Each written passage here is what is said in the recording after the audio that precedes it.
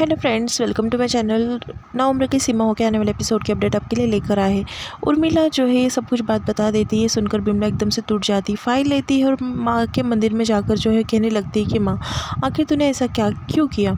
मैंने तुझे बचपन से, विधि छोटी थी जब उसको दूध नहीं पिलाया, पर तेरे चरण में हमेशा दिया जलाया, फिर तूने ऐसा क्यों किया। जो बच्ची तुझे बचपन से पूछती आई है, तेरे ऊपर इतनी श्रद्धा है, उसके तूने सास से छीन लिया, ऐसा क्यों किया माँ। आखिर क्या गलती थी उसकी, एक ख्वाहिश पूरी नहीं की, हमेशा उसका दिल टूटता रहता है, ऐसा क्यों करती है माँ। ज़िंदगी और मौत तेरे हाथ में है ना, सांसें तेरे हाथ में है ना, और मेरी दास्तां तेरे पास आती ही नहीं है, मेरी आवाज़ उस तक आती ही नहीं। तो एक काम करना माँ, आज से मैं तेरी पूजा करना ही छोड़ दूँगी, नहीं पूजूंगी मैं तुझे, क्योंकि मेरी आवाज़ तुझ तक सुनाई ही नहीं देती है। वहाँ पर हरिप्रसाद जी आ जाते हैं और उसे संभालने की कोशिश करते हैं बिमला को, और कहते हैं कि बिमला चुप हो जा, ऐसा मत कह बिमला, मेरी ही गलती है, मैंने ही कहा था ना विधि मर जाए, इससे अच्छा तो मर जाती विधि, ऐसा मैंने ही कहा था ना। तो माँ ने मेरी जो है वो मन्नत सुन ली, इसलिए ऐसा हो रहा है। तभी बिमला जो है बहुत रोने लगती। सब जानने के बाद जो हरिप्रसाद जी जो होते हैं वो जाकर बैठ जाते हैं विधि के पास।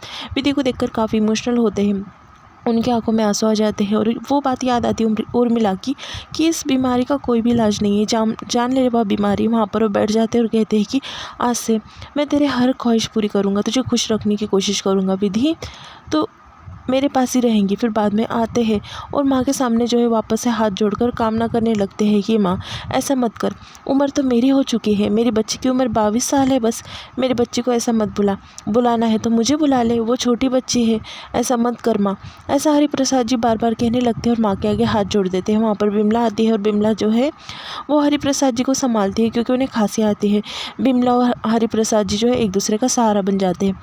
दूसरी तरफ डॉक्टर के पास जाते हैं हरिप्रसाद जी, और डॉक्टर से पूछने लगते हैं कि कोई तो इलाज होगा ना, कहाँ पर भी जाने के लिए कहो, चाहे विदेश में जाने के लिए कहो, मैं सब कुछ अपना बेच बाच कर विधि का इलाज कराऊंगा। तभी डॉक्टर कहते हैं कि नहीं, इसका कोई इलाज नहीं है, और ये बहुत रेयर बीमारी यानी कम होने वाली, तो इसके ऊपर ज़्यादा सर्च भी नहीं लगा है, तो इसका इलाज नहीं है, डॉक्टर साहब मना कर देते हैं। तभी हरिप्रसाद जी कहते हैं कि नहीं, आप कुछ तो करिए ना डॉक्टर साहब, कोई तो दवाई होंगी। तभी डॉक्टर कहता है कि वो अगर खुश रहे तो उसके जीने की मतलब कुछ महीने बढ़ सकते हैं। दूसरी तरफ जो प्रिया होती है वहाँ पर आ जाती है, और वो देव की मॉम से यानी उसके सासू मॉम से 10 करोड़ का चेक पर साइन करने के लिए कहती है। वो कहती है कि मुझे ज़रूरत है। तभी वो पूछने लगती है कि इतने पैसे क्यों चाहिए। वो कहती है कि मैं इंडिपेंडेंट काम करना चाहती थी, तो आपने मना कर दिया, यहाँ पर चेक रख कर जा रही हो, अब साइन कर दो।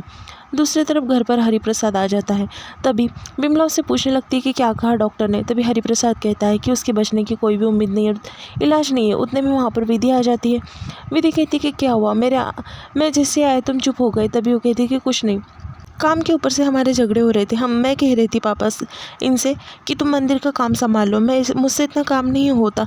तभी विधि कहती कि अच्छा लगा तुमको इतने दिनों के बाद लड़ता हुआ देखते, एक काम करती हूँ, मैं ही मंदिर का काम कर देती हूँ। तभी बिमला मना कर देती है। हरिप्रसाद कहता है कि करने देना बिमला उसे। तभी विधि काफ़ी खुश होती है और मंदिर का काम करने के लिए निकल जाती है। दूसरी तरफ देव की मॉम जो होती है देव को वहाँ पर बुला देती है और कहती है कि मैं चाहती हूँ कि मेरी वसीयत के सब में बराबर के हिस्से हो जाए। दूसरी तरफ हरिप्रसाद जो है काफ़ी रो रहा होता है बिमला के पास, और कहने लगता है कि हमने क्या क्या सपने देखे थे, क्या क्या सोचा था हमारे बच्चे के बारे में, हमारे संतान के बारे में। तभी बिमला रोती और कहती कि अब तो भविष्य ही नहीं रहा उसका, तो क्या सोचेंगे, अभी तो हमें उसकी तुरंत जीने की वजह सोचनी है। तभी हरिप्रसाद कहता है कि हम उसकी हर ख्वाहिश पूरी करेंगे।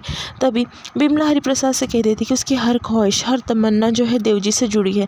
आपने देव जी को कहा था ना कि विधि आपके बुढ़ापे की लाठी बनेगी, पर देखो विधि कितने कम उम्र में जो है जा रही है। तभी वो कहते हैं कि हाँ, यहाँ पर उम्र की सीमा की ही बात आ गई।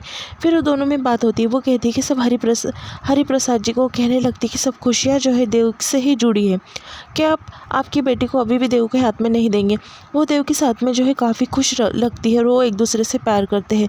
तभी हरिप्रसाद सोचता है और यहाँ पर एपिसोड